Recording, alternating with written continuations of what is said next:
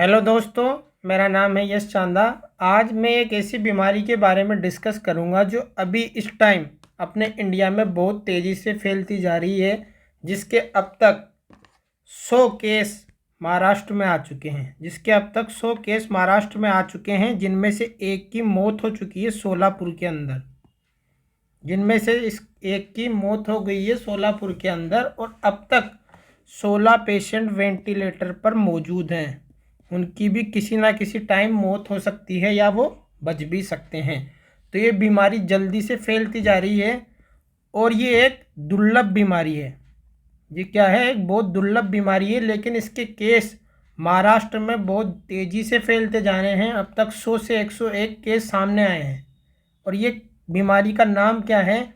इस बीमारी का नाम है गुलियन बारी सिंड्रोम। इस बीमारी का नाम क्या है? गुलियन बारी सिंड्रोम। ये एक तरीके से बहुत ही भयंकर बीमारी है, जो कि एक ऑटो इम्यून डिसऑर्डर है और ये अपने नर्वस सिस्टम की बीमारी है। अब इसमें होता क्या है? जो अपनी बॉडी का इम्यून सिस्टम है वो अपने नर्वस सिस्टम को डैमेज करना स्टार्ट कर देता है। अपने बॉडी का जो खुद का इम्यून सिस्टम है वो अपने बॉडी के खुद के नर्वस सिस्टम को डैमेज करना स्टार्ट कर देता है। और कौन से नर्वस सिस्टम को डैमेज करता है? पेरिफेरल नर्वस सिस्टम का काम होता है मसल को सिग्नल देना। जो अपनी बॉडी में जितनी भी मसल है उनको सिग्नल देना और उनसे काम कराने का काम किसका होता है? पेरिफेरल नर्वस सिस्टम का। और इस बीमारी में पेरिफेरल नर्वस सिस्टम डैमेज होना स्टार्ट हो जाता है, तो मसल के अंदर क्या आने लग जाएगी?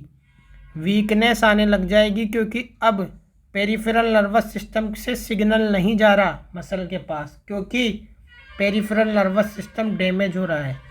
क्योंकि immune system peripheral nervous system को डैमेज कर रहा है। Immune system peripheral nervous system के खिलाफ एंटीबॉडी बना रहा है। पेरिफेरल नर्वस सिस्टम को प्रोटेक्शन प्रोवाइड करते हैं स्वान सेल। कौन से सेल? स्वान सेल का काम होता है पेरिफेरल नर्वस सिस्टम को प्रोटेक्शन प्रोवाइड करना। अब अपने बॉडी के इम्यून सिस्टम क्या करेगा? इन स्वान सेल को डैमेज करना स्टार्ट कर देगा। जैसे ही स्वान सेल का डैमेज होना स्टार्ट होगा तो पेरिफेरल नर्वस सिस्टम क्या हो जाएगा? डैमेज हो जाएगा।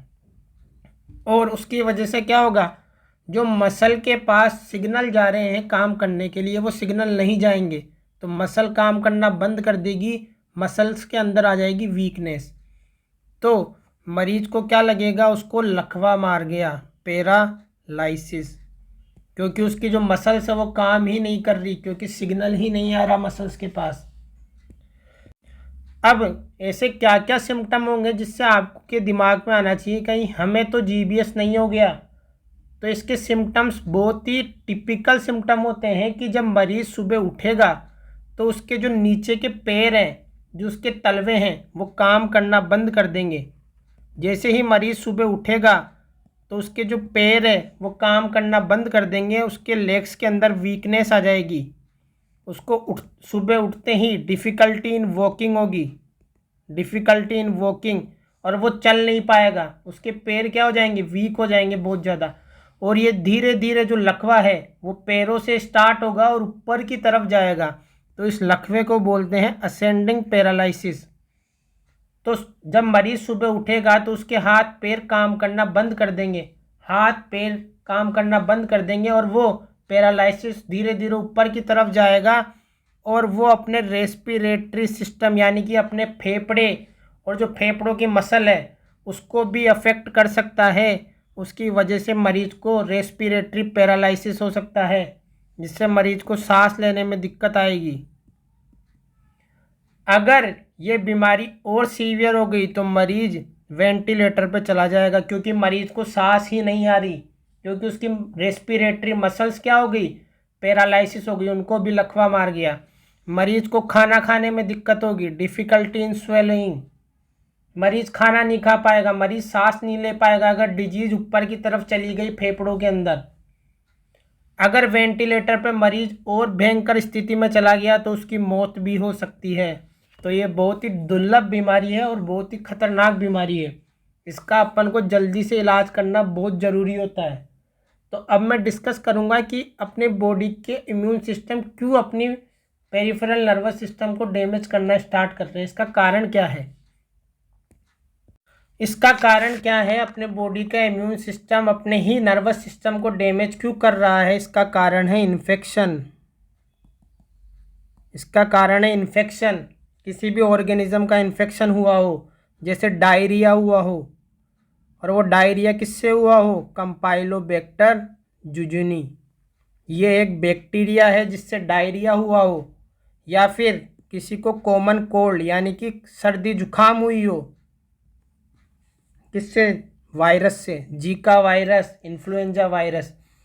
तो अगर अपन को पहले कभी इन्फेक्शन हुआ हो जैसे डायरिया, कॉमन कोल्ड, तो जो इनके खिलाफ एंटीबॉडी बनाएगा अपना इम्यून सिस्टम, जो इनके खिलाफ एंटीबॉडी बनाएगा अपना इम्यून सिस्टम, वो इन वायरस और इन बैक्टीरिया को तो मारेगा ही, लेकिन साथ में क्या करेगा? अपने बॉडी के पेरिफेरल नर्वस सिस्टम को भी डैमेज करेगा। तो मरीज को क्या होगा? शुरू में मरीज को कोई इन्फेक्शन हुआ होगा शुरू में। अब उस इन्फेक्शन के खिलाफ जो एंटीबॉडी बनेगी वो उस ऑर्गेनिज्म को तो ख़त्म करेगी ही, लेकिन वो अपने नर्वस सिस्टम को भी डैमेज करना स्टार्ट कर देगी। मतलब एक तलवार से दो शिकार करेगी एंटीबॉडी। ऑर्गेनिज्म को भी मारेगी और अपने नर्वस सिस्टम को, अपने खुद के नर्वस सिस्टम को भी डैमेज करना स्टार्ट कर देगी। और उसकी वजह से क्या हो जाएगा मरीज को? असेंडिंग पैरालिसिस, जो लकवा पैरों से स्टार्ट होगा और ऊपर की तरफ जाएगा। सिम्टम कहाँ से स्टार्ट होंगे? पैरों से स्टार्ट होंगे। तो मरीज को क्या होगा? सबसे पहले इन्फेक्शन होगा। अब जो इन्फेक्शन के खिलाफ एंटीबॉडी बनेगी वो ही एंटीबॉडी हमारे नर्वस सिस्टम को डैमेज करना स्टार्ट कर देगी। तो हमें क्या ध्यान रखना है? इस बीमारी से बचने के लिए हमें क्या ध्यान रखना है? हमें कोई भी बाहर की तली हुई गंदी चीज़ें नहीं खानी है। बाहर का सामान थोड़े दिनों के लिए बंद कर देना है, क्योंकि उससे हमें इन्फेक्शन हो सकता है। हमें सर्दी जुकाम का ध्यान रखना है, उससे हमें इन्फेक्शन होगा और वो एंटीबॉडी जो उसके खिलाफ बनेगी वो हमारे ही नर्वस सिस्टम को डैमेज करेगी। तो हमें क्या ध्यान रखना है? बाहर का खाना खाना बंद करना है थोड़े दिन। बाहर का खाना नहीं खाना। सर्दी जुकाम बुखार का ध्यान रखना है, क्योंकि वो एंटीबॉडी हमारे नर्वस सिस्टम को भी डैमेज कर सकती है, जो एंटीबॉडी इन्फेक्शन के खिलाफ बनेगी। समझ में आ रहा है? तो दोस्तों मेरी बात मानो, थोड़े दिन बाहर का खाना मत खाओ, थोड़े दिन घर का खाना खाओ। सर्दी जुकाम का ध्यान रखें, क्योंकि ये बीमारी बहुत ही खतरनाक है। अगर ये बीमारी हमारे फेफड़ों में जाके रेस्पिरेटरी मसल को पैरालिसिस कर देती है तो हमारी मौत भी हो सकती है। और ये बीमारी बहुत ही खतरनाक बीमारी है, बहुत जल्दी इसके सिम्टम आते हैं। अब इसका ट्रीटमेंट क्या होता है? इसका ट्रीटमेंट होता है इम्यूनोग्लोबुलिन। इम्यूनोग्लोबुलिन दिए जाते हैं। इम्यूनोग्लोबुलिन क्या करेंगे? इम्यूनोग्लोबुलिन जो एंटीबॉडी हमारे नर्वस सिस्टम को डैमेज कर रही है, वो इम्यूनोग्लोबुलिन उन एंटीबॉडीज़ को जाके ख़त्म करेंगे, ताकि वो अपने नर्वस सिस्टम को डैमेज ना कर सके। तो इम्यूनोग्लोबुलिन उन एंटीबॉडीज़ को ख़त्म करेंगे जो एंटीबॉडी हमारे नर्वस सिस्टम को डैमेज करती है। और क्या ट्रीटमेंट दे सकते हैं? और अपन दे सकते हैं प्लाज्मा फेरेसिस। हमारे शरीर में से प्लाज्मा को निकाल के उसके अंदर से एंटीबॉडी बाहर निकाल देंगे, जो एंटीबॉडी हमारे नर्वस सिस्टम को डैमेज कर रही है। समझ में आ रहा है? और इस बीमारी का बचाव यही है कि हमें इन्फेक्शन होने से बचना है। थोड़े दिन के लिए बाहर का खाना मत खाओ, मैं कह रहा हूँ। समझ में आ रहा है? तो गाइस, ये बीमारी बहुत ही ख़तरनाक है, इसका ध्यान रखें आप। अगर आपको सिम्टम आते हैं तो आप नज़दीकी अस्पताल जाएं, वहाँ अपना डायग्नोसिस करवाएं। डायग्नोसिस कैसे करते हैं? डायग्नोसिस करते हैं, हमारे पीछे रीढ़ की हड्डी में से पानी निकाला जाता है लंबर पंक्चर के द्वारा, और उस पानी की जांच करी जाती है, जिसको बोलते हैं CSF। अगर उसमें प्रोटीन की मात्रा बढ़ी हुई है तो इसका बहुत ज़्यादा कारण है कि आपको GBS हो सकता है। और सिम्टम मैंने बताई हैं कि पैरों में दिक्कत होना स्टार्ट होगी मरीज को। शुरुआत में उसको चलने में दिक्कत आएगी। रात को सही सो रहा था और सुबह जब उठा मरीज तो उससे चला ही नहीं गया। समझ में आ रहा है? तो guys please like and subscribe this channel. मैं इसी बीमारियों के बारे में और डिस्कस करूँगा आगे आपसे।